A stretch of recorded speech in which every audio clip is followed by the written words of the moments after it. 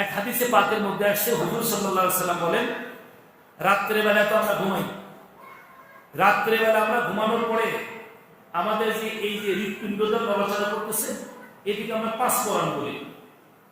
তো রুহেরও 5টা শাখা আছে। 5টা শাখার মধ্যে ঘুমন্ত অবস্থায় 4টি শাখা তারা বিভিন্ন জায়গাতে সারা দেশ সফর করে এবং আমেরিকা, লন্ডন, আমেরিকাও যায়। এই যে আমরা স্বপ্ন দেখি, এই স্বপ্ন হলো আমাদের ওই রুহ আত্মার যে শাখাগুলো বিভিন্ন জায়গাতে যায়, ওখানকার চিত্র আমাদের সামনে পেশ করে ঘুমের ঘরে, যার কারণে আমরা ঘুমে দেখি, স্বপ্নে দেখি, বিভিন্ন স্বপ্নে দেখি। ঠিক আল্লাহর হাবিব বলেন যে তোমাদের এই 5টা শাখায় একটা শাখা তোমাদের ভিতরে সবসময় বিরাজ করে, ওইটা যখন না থাকে ওই সময় মানুষ মৃত্যু হয়ে যায়। কিন্তু তোমরা যখন মৃত্যুবরণ করো আর তোমরা যখন ঘুমন্ত অবস্থায় থাকো, উম্মত তোমরা যখন ঘুমিয়ে পড়ো, সে সময় তোমাদের এই 360টা জোড়া নিয়ে আত্মা তখন একটা মিটিং করে, আত্মা মিটিং করে এবং আগামীকালের কর্মসূচি তারা রাত্রের মধ্যে এই কর্মসূচির এই মিটিং এর ভিতর বিল পাস করে, বিল পাস করে। আর এই বিল পাস করার মধ্যে একটা জিনিস বিল পাস হয়, সেটা হলো সমস্ত অঙ্গ প্রত্যঙ্গগুলো এই জোবানের কাছে একটা দাবি করে যে এই মানুষটা, এই যে আল্লাহর বান্দা এখন ঘুমায় আছে, তার সাথে আমাদের সম্পৃক্ত করে দিয়েছে, আল্লাহ সবকিছু সেট আপ করে দিয়েছে। হাত বলে আমাকে সেট আপ করে দিয়েছে, চোখ বলে আমাকে সেট আপ করে দিয়েছে, স্টোমাক বলে আমাকে সেট আপ করছে, কিডনি বলে আমাকে সেট আপ করছে। অতএব আমরা তো একটা বডির সাথে সেট আপ, তুমিও আমাদের সাথে একজন, কিন্তু তুমি এমন একটা লাউড স্পিকার, তুমি যদি ব্রেক মিস করো, তোমার এই ব্রেক মিস করার কারণে কিন্তু আমাদের সকলের উপরে পানিশমেন্ট হবে। অতএব তুমি কিন্তু সাবধানে চলবে, ঘুম থেকে ওঠার পর থেকে নিয়ে পরবর্তী ঘুমে যাওয়া পর্যন্ত তুমি কিন্তু অন্যায় কাজ করতে পারবে না। এই জোবানের কাছে সমস্ত 360খানা জোড়া আপিল করে এবং দরখাস্ত করে যে আল্লাহ বসতে বলতেছি, তুই অন্যায় করিস নি, কিন্তু তুই কিন্তু মেরে পিস করিস এবং তুই কিন্তু তোর পথে আল্লাহর হুকুম প্রত্যাখ্যান করো না এবং আল্লাহর হুকুমের বাইরে চলো না। আল্লাহর হুকুমের বাইরে অন্যায় পথে তুমি চললো, শাস্তি হবে আমাদের উপরে। কয় কিভাবে? কয় তুমি যদি একজনকে গালি দাও আর এই গালি দেওয়ার কারণে যদি বক্সিং দেখছে, তো বক্সিং তো তোমার উপর লাগবে না, বক্সিং তো মাথা কাজে আমার উপর লাগবে, লাঠি গায়ে যখন দেবে হাত কাজে আমার উপর লাগবে, পিঠ কাজে আমার উপর লাগবে। তুমি তো 32টা সৈনিকের মধ্যে, তুমি বেষ্টনের মধ্যে, তোমার জন্য তো আল্লাহ বানায় দিয়েছে বেষ্টনের জন্য, তোমার নিরাপত্তার জন্য নিরাপত্তা বাহিনী আছে 32টা। এই 32টা নিরাপত্তা বাহিনীর মধ্যে থেকে তুমি কিন্তু তোমার স্বাধীন মতো চলো না। তোমার স্বাধীন মতো চলার কারণে কিন্তু আমরা বিপদে পড়ব। এই মিটিং করে প্রতি রাত্রে, এটা আল্লাহর হাবিব বলছেন। বাস্তবটা ঘটনা নেই, সকালে উঠি আজকে নাম দিয়ে রাতে যে মারামারিতে লাগছে, কি লাগছে? হ্যাঁ, মানে ওই ইটুটি হয়েছে, মুখে যাতা গালি দেওয়া শুরু করে দিছে, জিব্বায় এমন ভাবে বকাবাকি শুরু করছে, এমন কথা শুরু করছে, মাথায় ঠিকটিতে রক্ত দিয়ে গেছে, মাথার চাপিতে, বাস মশা দিছে, মাঝখানে যে ঠেকা দিয়ে গেছে সব খেয়েছে।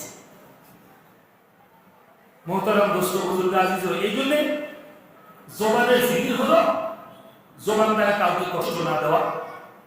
আল্লাহ হাবিব বলেন, আল মুসলিমু মান সালিমাল মুসলিমুনা মিন লিসানি ওয়া ইয়াদিহি।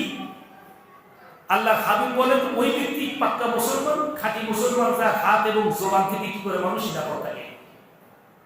তো এই জন্যই অন্যায়ের যে উপাদান উপকরণগুলো আছে তার মধ্যে এই জবান একটা মারাত্মক। আমি আপনাদেরকে একটা কথা বলি, জুমার নামাজের সময় আমি বলছি কথাটা, মানুষ জেনা করলে তার জেনা করার কথা যদি মানুষের মধ্যে জানাজানি হয়ে যায়, তার কিন্তু আর অপমান অপদস্থ শেষ থাকে না, বরঞ্চ তার খানদান সুখ দিয়ে, যে ছেলে অপকর্ম করে তারও খানদানের পুষ্টি সুখ দিয়ে দেয়, মানে মান অপমান হয়। আবার যে মেয়েটা ধরা পড়ে সেই মেয়েটারও মান অপমান সব যায়, মানে মান সম্মান সব যায় এবং তার উপযুক্ত সামাজিকভাবে শাস্তি হয়। কোরআন সুন্নাহর ভিত্তিতে তার একটা বিরাট বড় ধরনের একটা শাস্তিমূলক ব্যবস্থা চলে গেছে। কিন্তু মওলানা দোস্ত বুজুর্গ আজিজ, এই জিনার যে মারাত্মক গুনাহ কিন্তু জবানে দেওয়া হচ্ছে, এর কোনো বিচার নেই, এটার কোনো বিচার নেই। জিনার যে মারাত্মক গুনাহ জবানে দেওয়া হচ্ছে, এইটাকে কেউ গুনাহ করে বলতেছে না, অথচ আল্লাহর হাবিব বলছেন, আজ আল্লাহ কোরআনে কারীমের মধ্যে বলছেন আয-যানিয়াতু ওয়াজ-যানী ফাজলিদু কুল্লা ওয়াহিদিন মিনহুমা মিয়াতা জালদা। আল্লাহ তাআলা বলছেন তো জানি পুরুষ এবং জানিয়া মহিলা, জিনাকারী পুরুষ জিনাকারী মহিলা যদি চারজন দেখা সাক্ষী থাকে তাহলে তাদেরকে অবিবাহিত যদি হয় তাদের 100 বছর, আর যদি কেউ বিবাহিত হয় তাকে দুঃসময় মাটির মধ্যে চাপায় দিয়ে গেড়ে তাকে সঙ্গে মৃত্যুদণ্ড। কত বড় মারাত্মক শাস্তি! একজন বিবাহিত পুরুষ অথবা বিবাহিত নারী যদি এই ধরনের জেনায় লিপ্ত হয়, মায়ের দাস্তানিকে যেরকম ভাবে মৃত্যুদণ্ড আল্লাহ রাসূল দিয়েছিলেন ওই রকম ভাবে তাকে মৃত্যুদণ্ড, জেনার অপরাধ মৃত্যুদণ্ড, বিবাহিত অবিবাহিত যদি হয়। আর এই জিনার যে মারাত্মক বড় গুনাহ করতেছে জবানে, যেটা মানুষের কাছে গুনাহ মনেই হচ্ছে না, যে গুনাহটা আমরা মসজিদেও করতেছি, বাজারেও করতেছি, হাটেও করতেছি, ঘাটে করতেছি, দোকানে করতেছি, ঘরে করতেছি, বাইরে করতেছি, সব জায়গায় করতেছি, যেটাকে গুনাহ মনে করতেছি। সেটা কি? সেটা হলো পরনিন্দা, গীবত। সেটা কি? পরনিন্দা, গীবত। হযরত রাসূল কারীম সাল্লাল্লাহু আলাইহি ওয়াসাল্লামের দরবারে, রাসূল সাল্লাল্লাহু আলাইহি ওয়াসাল্লামের দরবারে রোজার দিনে এক সাহাবী এসে অভিযোগ করলেন, ইয়া রাসূলুল্লাহ, দুজন মহিলা তারা পেটের যন্ত্রণায় খুব ছটফট করতেছে, পেটের যন্ত্রণায় ছটফট করতেছে। হুজুর সাল্লাল্লাহু আলাইহি ওয়াসাল্লামকে ওহীর মাধ্যমে জানায় দেওয়া হলো যে মাহে রমজানে তারা গীবত করছে, এই জন্য তাদের পেটের মধ্যে তার মরা ভাইয়ের গোশত ঢুকছে, এই জন্য গোশত হজম হচ্ছে না, তার কারণেই তার পেটের মধ্যে ব্যথা। চিন্তা করছেন অবস্থা? হুজুর সাল্লাল্লাহু আলাইহি ওয়াসাল্লাম বললেন তাদের বমি করাও, দেখো বমি করার পরে তাদের বমি করিয়ে বমির সাথে দেখা করে তাজা রক্ত এবং তাজা গোশত বেরিয়ে আসছে। হুজুর সাল্লাল্লাহু আলাইহি ওয়াসাল্লাম বললেন যে আল্লাহ পাক আমাকে ওহীর মাধ্যমে জানায় দিয়েছে যে রোজা থেকে সে গীবত করছে, এই জন্য তার মরা ভাইয়ের গোশত খাইছে। আল্লাহ কোরআনের মধ্যে বলছে গীবত করলে তার আপন মরা ভাইয়ের গোশত খাওয়া হয়। এটা কি তোমরা পছন্দ করো? এটা আল্লাহ প্রশ্ন করে আল্লাহ তাআলা শিখাইছে। তো মোহতারাম দোস্ত, যদি এটা তো একটা কথা যে এত হলো মানুষের গোশত খাওয়া হারাম, তারপর আবার মরা মানুষের গোশত আবার সেটা আপন ভাইয়ের গোশত, তাহলে পরনিন্দার দ্বারা এত বড় মারাত্মক গুনাহ। এক নাম্বার 2 হলো আল্লাহ রাসূল বলেন আল গীবাতু আশাদ্দু মিনাজ জিনা, যে গীবত করা, মানুষের পরনিন্দা করা, দোষ চর্চা করা, একজনের মানুষের মধ্যে একটা বদ গুণ আছে, একটা বদ অভ্যাস আছে, বদ অভ্যাসের দোষটা চর্চা করাটা অগোচরে। এখন যদি এই ধরনের দোষটার অগোচরে, তার অনুপস্থিতিতে আলোচনা করা হয়, চোর দোষ চর্চা করা হয়, তাহলে আল্লাহর হাবিব বলছেন তোমার আমল জিনার চেয়ে বড় গুনাহ দেখা হবে। একজনের দোষ চর্চা আমরা অনেক সময় মসজিদের মধ্যে করে বসি, দোকানপাটেও করে বসি, রাস্তাঘাটেও করে বসি, এক জায়গায় বসলেই একটা একজনের বিষয় কথা উঠে আসলেই কথা বলে বসি। মোহতারাম দোস্ত বুজুর্গ, তাহলে জবানের জিকির হলো মানুষের দোষ চর্চা না করা। আল্লাহর হাবিবের কাছে সাহাবায়ে কেরাম জিজ্ঞাসা করলেন, ইয়া রাসূলুল্লাহ, যদি তার মধ্যে দোষ থাকে তো তার দোষ চর্চা করা এটা হলো সত্য বিষয়, তার মধ্যে আছে তাই আমি দোষ চর্চা করতেছি, এটা আবার গীবত হলো কিভাবে? এইটাই তো গীবত, যে তার সামনে কম, তার সামনে করে তাকে সংশোধন করো। মান রাআ মুনকারান ফালিয়ুগাইয়িরহু বিয়াদিহি ফাইল্লাম ইস্তাতিফা বিলিসানি ফাইল্লাম ইস্তাতিফা বিকলবিহি, যে তুমি যদি পারো তার অন্যায় কাজ থেকে বিরত রাখার জন্য পারো তো হাত দিয়ে প্রতিহত করো, তা না পারো তো জবান দিয়ে তাকে প্রতিহত করো, জবান দিয়ে তাকে উপদেশ দাও, তা না পারো তুমি করো অন্তরের দ্বারা পরিকল্পনা করো, অন্তরের দ্বারা ঘৃণা করো। তুমি অন্যের কাছে তার দোষটা চর্চা করলে তাহলে তার বিষয় তো আরেকজনও জানিয়ে গেল। এই দোষ চর্চা করার দ্বারা ওই লোকটা লাভ হলো যার তুমি দোষ চর্চা করলে, আর তুমি দোষ চর্চা করলে, তুমি যে গীবত করলে, পরনিন্দা করলে, কিন্তু তোমার লস হলো, কারণ তোমার নেকিগুলো অনলাইন হয়ে তার আমার মধ্যে চলে গেল, আর তার গুনাহগুলো অনলাইন হয়ে তোমার আমার মধ্যে চলে আসলো, তো তোমার লাভ হলো কি? এই জন্য মহান ব্যক্তিরা আমাদের বুজুর্গরা বলছেন, যদি কোনো গীবত করতে হয়, কারো পরনিন্দা করতে মনে চায়, তো বাবা মার পরনিন্দা করো। বাবা মার দোষ মানুষের কাছে বলে পারে, তাও ভালো হবে যে বাবা মা তোমার নেকিগুলি নিয়ে জান্নাতে যাবে, আর বাবা মার গুণাগুলি নিয়ে তুমি জাহান্নামে যাও, তাও তো পিতা মাতা মুক্তি পাবে। তুমি উপকার যদি এই গীবতের মাধ্যমে করতে চাও, তাহলে পিতা মাতাকে উপকার করো, পরকে উপকার করতে তোমার লাভ কি? মহতারাম দোস্ত বুজুর্গ, এই জন্যে জবানের হেফাজত এইটা বড় সাংঘাতিক। আজকে আমাদের সমাজে গীবত এখন একটা ঘিবাতের মতো হয়ে গেছে। মানুষ গীবত খেতে যে মজা পায়, মানুষের দোষ চর্চা করতে, মানুষের বদনাম কুনাম, মানুষের দোষ বয়ান করতে মানুষের মধ্যে এরকম মজা লাগে। আল্লাহ পাক মানুষের দুটো চোখ দিছে, একটা চোখকে হলো নিজের দোষ দেখার জন্য, আর একটা চোখকে মানুষের গুণ দেখার জন্য। নিজের দোষ দেখে সংশোধন হওয়া, আর পরের গুণ দেখে গুণ কামাই করা, এইটা হলো আমাদের চোখের জিকির। মোহতারাম দোস্ত বুজুর্গ, এই জন্য আল্লাহ তাআলা আজকে থেকে আমরা এই নিয়ত করে ফেলি, এই ইসলামী মজলিসে আসার পরে একটা হলো তো নেকির কাজ বা একটা হলো তো সবক আমাদের নিতে হবে।